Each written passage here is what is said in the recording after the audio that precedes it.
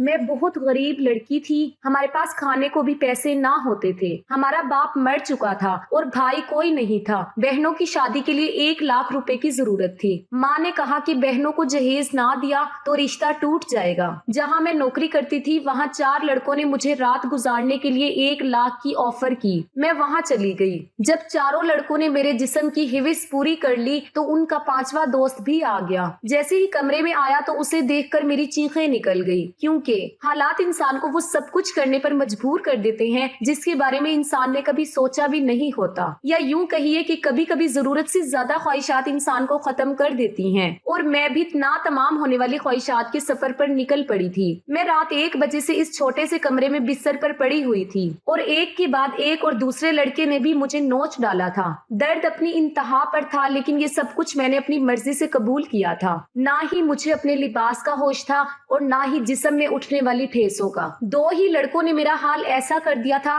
कि मेरा सारा वजूद जख्मी हो गया था। ये सोचकर मेरी रूह कांप रही थी कि मजीद 2 लड़के और मेरे साथ अपनी हिवस पूरी करने वाले आने वाले हैं और मुझे पूरी खुशी से उन्हें वक्त देना है। मैंने कभी सोचा नहीं था कि मेरी जिंदगी की कोई रात ऐसी भी होगी। ये सब मैं एक भारी कीमत के इवज कर रही थी, इसलिए पीछे हटने का तो सवाल ही नहीं था। मेरी जिम्मेदारियां और मेरे घर वालों की ख्वाहिशात मुझे इस मकाम तक ले आई थी जहां मैंने एक ही रात में 4 लड़कों के साथ रात गुजारने की हामी भर ली थी। आम हालात में तो किसी लड़की के लिए ऐसा सोचना भी मुमकिन नहीं, लेकिन मैं जिस जगह खड़ी थी वहाँ मुझे ये फैसला करने में ज्यादा वक्त नहीं लगा था। वो सब सेहतमंद और तंदुरुस्त नौजवान थे जिनकी ताकत के आगे मैं कुछ भी नहीं थी। बिस्तर तक आने वाले दोनों नौजवानों ने ही लम्हों में मुझे काबू करके अपनी पूरी तरह हविस का निशाना बना लिया। ये पहली दफा था जब मैं किसी मर्द के लिमिट से आशना हुई थी। दूसरे लड़के के निकलते ही तीसरा लड़का भी कमरे के अंदर चला आया। मैंने एक गहरी सांस खारिज की। मैं थोड़ा वक्त चाहती थी, लेकिन वो कहने लगा कि इतना वक्त नहीं है,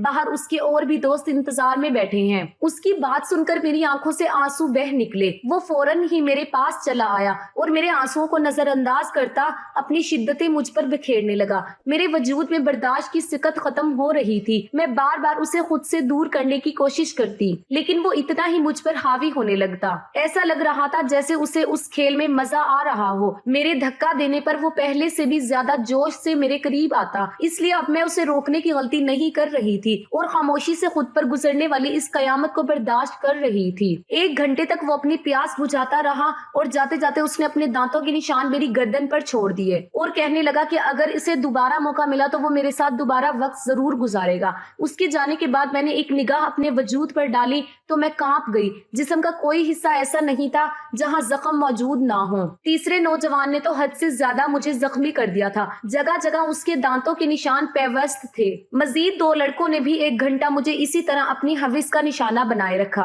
उन लोगों ने मुझ पर जरा भी रहम नहीं किया, और आता भी क्यों। उन्होंने एक बड़ी रकम के बदले मेरी एक रात खरीदी थी। वो तो अपना हिस्सा वसूल कर रहे थे और ये एक रात मेरी जिंदगी की स्याह तरीन रात बन गई थी। मेरा हाल ऐसे था कि मुझे कुछ होश नहीं रहा था। मैं खुद से करवट बदलने के काबिल भी नहीं रही थी। आहिस्ता आहिस्ता तकलीफ से मेरी आंखें बंद होने लगी थी। और जब ये तीनों लड़कों ने मुझे बताया कि उनका एक चौथा दोस्त भी आ गया है, मुझ में इतनी हिम्मत भी बाकी नहीं बची थी कि मैं उन्हें इनकार कर पाती या मजाहमत कर सकती। जैसे ही 5वां लड़का कमरे में दाखिल हुआ और मेरे बिस्तर के करीब आया तो मुझे देखकर उसकी चीखें निकल गई। वजह जानकर आपके भी रोंगटे खड़े हो जाएंगे। मेरा नाम बुशरा था और मेरी उम्र सिर्फ 20 साल थी। मैंने ग्रेजुएशन कर रखी थी, लेकिन आज के दौर में ग्रेजुएशन कुछ भी नहीं होती।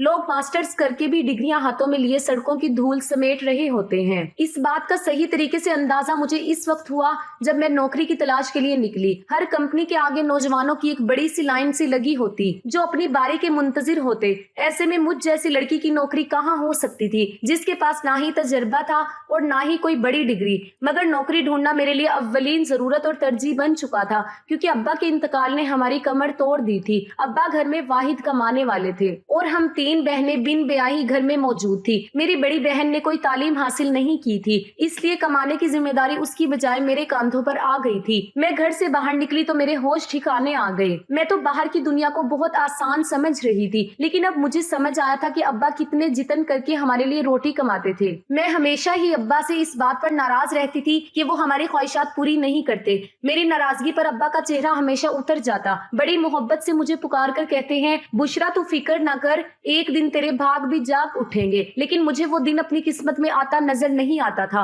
और फिर एक रात अब्बा नींद में ही खुदा को प्यारे हो गए, और जब हम पर सुबह ये बात खुली कि अब्बा हमारे दरमियान नहीं रहे, तब हमें इस बात का एहसास हुआ कि अब्बा हमारे लिए किस कदर अहम थे जब तक वो हमारे सिरों पर मौजूद थे। कम से कम दुनिया की बुरी नजरों और रोटी जैसी बुनियादी जरूरियात से तो हम महरूम नहीं थे। अब्बा के इंतकाल के कुछ दिन बाद तक तो आस पड़ोस वालों ने और खानदान वालों ने हमारी मदद की, लेकिन आहिस्ता आहिस्ता सभी अपनी जिंदगियों में मसरूफ हो गए। आज के दौर में कौन किसका पेट पाल सकता है। मजबूरन मुझे ही नौकरी की तलाश के लिए घर से निकलना पड़ा, और मुझे समझ आ गया कि औरत के लिए बाहर की दुनिया किस कदर मुश्किल है। किसी कंपनी में मुझे नौकरी नहीं मिली थी। हर कंपनी के बाहर हजार हजार नौजवान पहले से ही खड़े होते। मैंने स्कूलों का रुख किया तो ये देखकर मेरी हालत खराब हो गई कि आधे दिन से भी ज्यादा काम करने के अवध सिर्फ 6,000 रुपए मिल रहे थे, जिसमें घर के बिल ही अदा हो पाते। उसमें भी हर स्कूल वाले मुझसे मेरा तजर्बा पूछते हैं। मेरा मुंह खाली रह जाता, और तलाश करने के बावजूद भी कोई नौकरी ना मिली तो मेरी एक दोस्त के भाई के तोसत से मुझे एक पिज्जा हाउस में वेटर की नौकरी मिल गई। ये शहर के एक पोश इलाके में बना हुआ पीर साहब हाउस था, जहाँ हर वक्त ही मर्दों का बहुत रश रहता था। काले रंग का चुस्त सा पेंट कोट मेरे हवाले कर दिया गया, जिस पर पिज्जा हाउस का नाम लिखा हुआ था,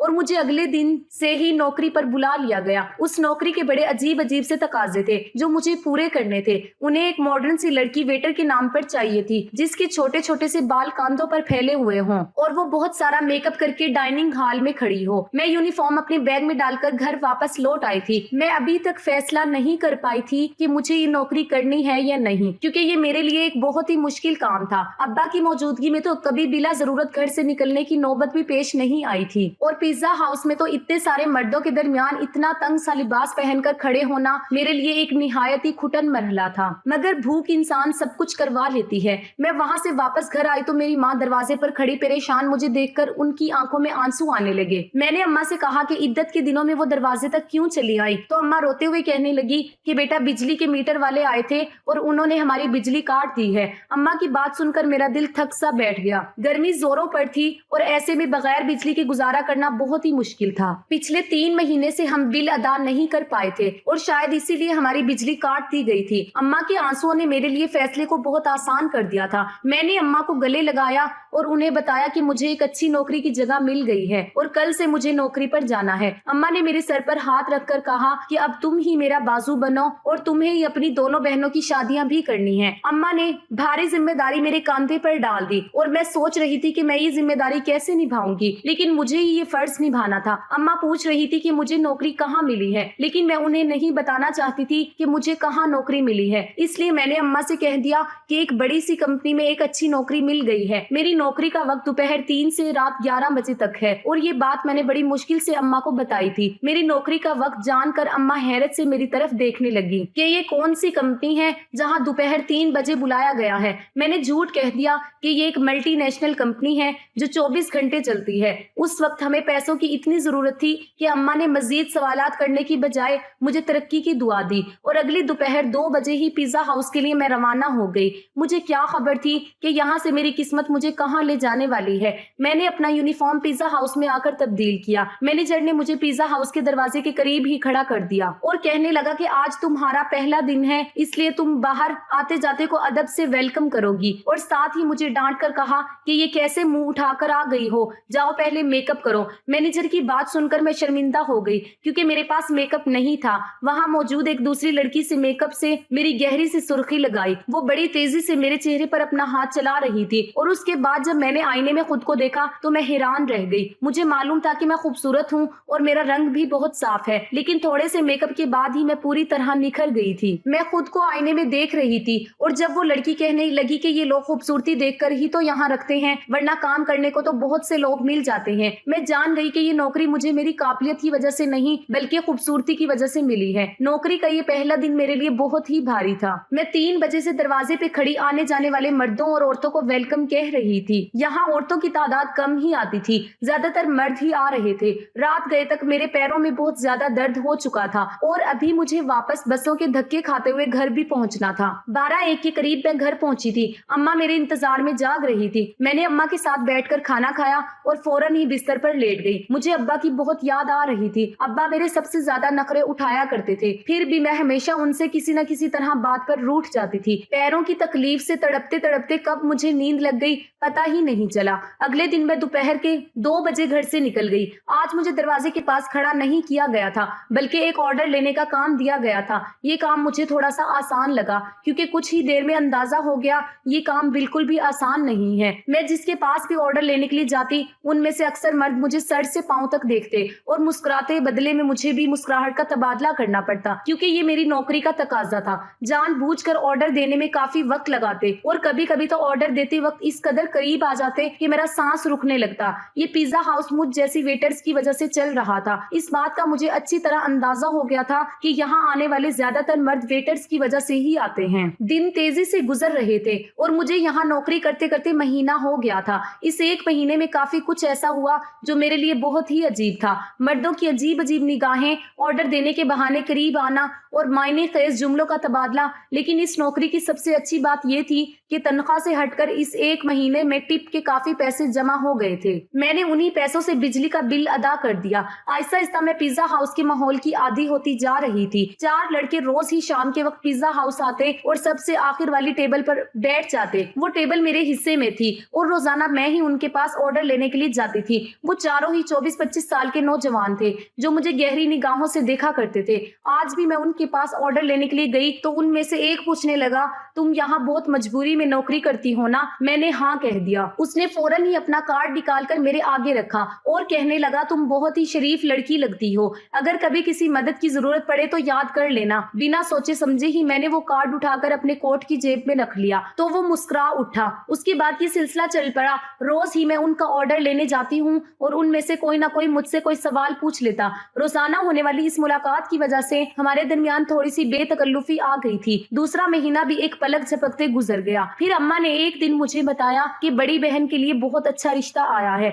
और वो लोग जल्दी शादी करना चाहते हैं। अम्मा की बात सुनकर मैं परेशान हो गई, क्योंकि अभी तो मैंने घर का खर्चा ही अपने कंधों पर उठाया था। शादी की जिम्मेदारी का तो मैं सोच भी नहीं सकती थी। अम्मा कहने लगी, तू अपनी कंपनी से लोन ले ले, कितनी तो बड़ी कंपनी है, लाख रुपए लोन मिल गया तो तेरी बहन की अच्छे से शादी हो जाएगी। मेरी बड़ी बहन भी 24 साल की हो रही थी और अम्मा उसकी तरफ से बहुत परेशान थी। अब मैं अम्मा को क्या बताती कि मैं तो पिज्जा हाउस पर मामूली सी नौकरी कर रही थी, लाख रुपए मुझे कहाँ से मिलते। अम्मा ने जब मुझे ये कहा तो मैंने उनको किसी बात का जवाब नहीं दिया, लेकिन अम्मा की आंखों में मुझे चमकती हुई उम्मीद साफ दिखाई दे रही थी। अम्मा को यकीन था कि मुझे कंपनी से लोन मिल जाएगा और मैं सोच रही थी कि मेरे झूठ ने मुझे कहाँ फंसा दिया है। अगले दिन मैं नौकरी पर भी अब सारा वक्त परेशान ही रही और ये बात मेरे साथ काम करने वाली लड़की ने नोट कर ली। वो मुझसे कहने लगी कि क्या बात है बुशरा, आज तुम बहुत ज्यादा परेशान लग रही हो। मैंने उसे बताया कि बड़ी बहन की शादी है और मेरे पास बिल्कुल भी पैसे नहीं हैं।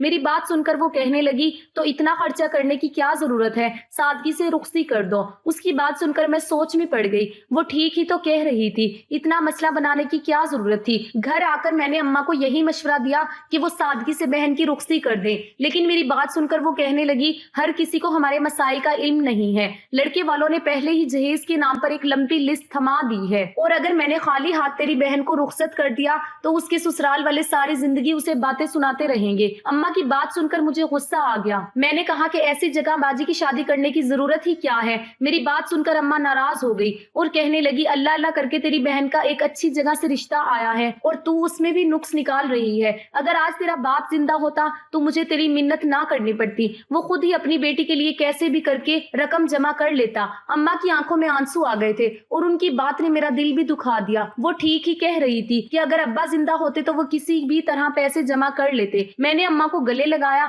और उनसे वादा किया कि मैं जल्द ही पैसों का इंतजाम कर लूंगी। मैं खुद भी नहीं जानती थी कि इतने सारे पैसे मुझे कहाँ से मिलेंगे। बाप का साया वाकई औलाद के लिए बहुत बड़ी नेमत होता है। वो अपनी जान पर खेलकर कभी औलाद को जिंदगी के साथ सुख देता है और मेरे लिए अपने बाप की जगह लेना बहुत मुश्किल था। दिन यूं ही परेशानी के आलम में गुजर रहे थे। मैंने पिज्जा हाउस के मैनेजर से पैसों की बात की थी, लेकिन मेरी बात सुनकर जिन नजरों से उसने मुझे देखा था मैं खुद ही जमीन में गड़ गई थी। लड़के अब भी रोजाना पिज्जा हाउस आते थे और मैं उनका कार्ड लेने गई तो उनमें से एक ने कहा कि क्या बात है, आज तो आपका चेहरा बिल्कुल ही उतरा हुआ है। उसकी बात सुनकर न जाने क्यों मेरी आंखों में आंसू आ गए थे। वो बार बार इसरार करने लगा कि मैं उसे अपनी परेशानी बताऊं। ना चाहते हुए भी मैंने उसे अपना मसला बता दिया, क्योंकि मुझे भी किसी ऐसे ही शख्स की तलाश थी जिसके आगे मैं खुलकर अपना दर्द बयान कर सकूं। मेरी मेरी बात सुनकर उसके चेहरे पर मुस्कुराहट आ गई और कहने लगा कि इतनी छोटी सी बात के लिए आप इस कदर परेशान हैं। आपको अपना कार्ड इसीलिए तो दिया था कि कोई भी परेशानी हो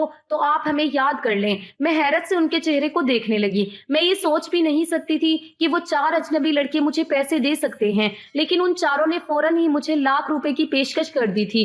मैं हैरत से आंखें फाड़कर उनकी तरफ देख रही थी। वो कहने लगे 1 लाख रुपए देना उनके लिए कोई बड़ी बात नहीं है, लेकिन मुझे भी उनके लिए कुछ काम आना होगा। उनकी बात सुनकर मैं ठिठक गई। उन लड़कों को मुझसे क्या काम हो सकता था, ये बात समझने में मुझे ज्यादा देर नहीं लगी थी। मैंने फौरन ही घबरा कर कहा कि मैं एक शरीफ घर से ताल्लुक रखती हूँ और मैं कोई गलत काम नहीं कर सकती। वो हंस के कहने लगे कि हमने सिर्फ पेशकश की है, कबूल करना या ना करना आपकी मर्जी है, लेकिन आज के दौर में 1 लाख रुपए आपको कोई भी नहीं देगा, चाहे वो आपका करीबी रिश्तेदार ही क्यों ना हो। बात तो उनकी बिल्कुल ठीक थी, लेकिन मैं अपनी इज्जत गिरवी रखकर लाख रुपए हासिल नहीं करना चाहती थी, इसलिए मैंने उन्हें साफ इनकार कर दिया। मैं हालात से पूरी तरह थक चुकी थी और ऐसे ही थकी हारी जब लौट कर घर आई तो मेरी अम्मा और बहनें मेरी मुंतजिर थी। अम्मा ने बताया कि बाजी के ससुराल वाले 1 महीने बाद ही शादी की बात कर रहे हैं और वो बाजी के साथ साथ छोटी को भी अपने छोटे बेटे के लिए लेना चाहते हैं। इसी तरह एक खर्चे में 2 शादियां हो जाएंगी। छोटी के रिश्ते का सुनकर जहां मुझे खुशी हुई थी, वहीं 1 महीने का वक्त सुनकर मेरी जान निकल गई। पैसों का कोई इंतजाम नहीं हो सका था